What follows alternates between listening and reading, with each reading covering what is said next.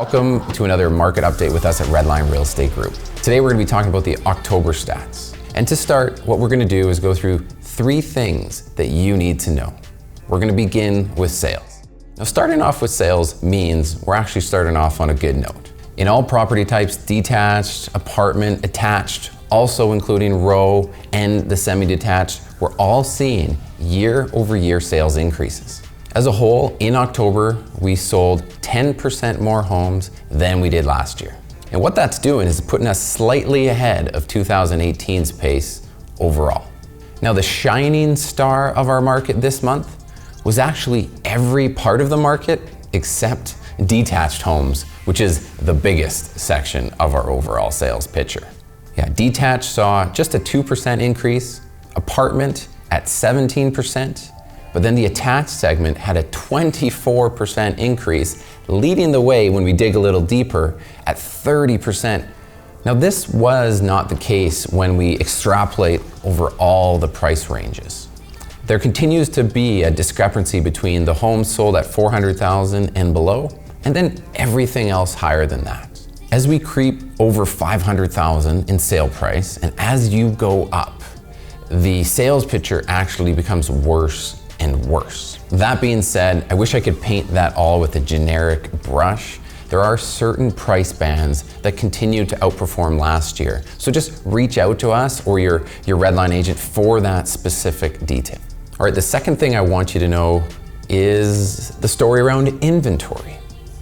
My message regarding this has likely become very familiar. And again, this month is really no different than what I've spoken about so far this year.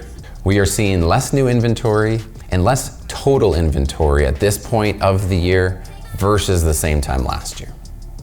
But there is one exception, and that's that area I spoke about in the sales section being row houses.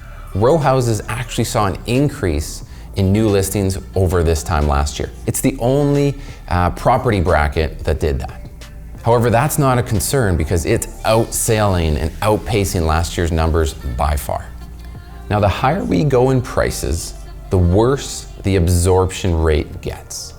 So what that means in more detail is as you go up in home prices, we're seeing far too much inventory as it relates to the number of sales happening. So if we're gonna see an overall picture trending back to stability, what I'd like to see is the inventory in the luxury price brackets start to pull away much more than it has so far in 2019. And as I say that, the inventory in the average price ranges and below, it's doing incredibly well. It's a healthy market down there. So if we just laser focus and put our magnifying glass on that, we would be looking at a very stable Calgary. Now, as a whole, we're seeing 600 less homes on the market out there to choose from. But if you remember in my prior updates, that number was closer to 1,000 just a few months ago. So it seems like the gap is closing just a little bit. The wider the gap, the better we're trending towards a better market because we know the last few years haven't been overall healthy. So we want to see that gap between what happened last year and this year grow. That's what I'll be looking for as we push through the winter months. All right, the third thing we want to talk about, always want to talk about, is prices.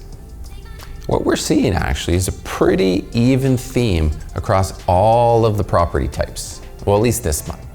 What we're seeing is about year over year, I'm going to say 2%. It varies between about minus 1.72 and say 2% is what we're seeing year over year price declines.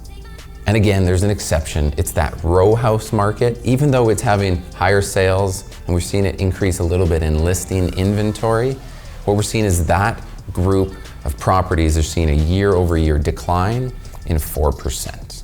Now that's year over year. What about month over month? Well, as we push towards the Christmas season, what we expect to see is month over month declines in overall pricing. And that's what we're seeing. From this month to last month's data, we're seeing about minus 0.7 to minus 1% in our overall benchmark price as we go September to October, and likely as we continue to do so towards, say, January and February, right in the bottom side of our market. Now don't worry, this is something we see every year, and this is something we expected to see. Now with our inventory being a little lower than last year, that seasonal adjustment in prices probably won't be as affected as we were last year as we turn the corner into the new year.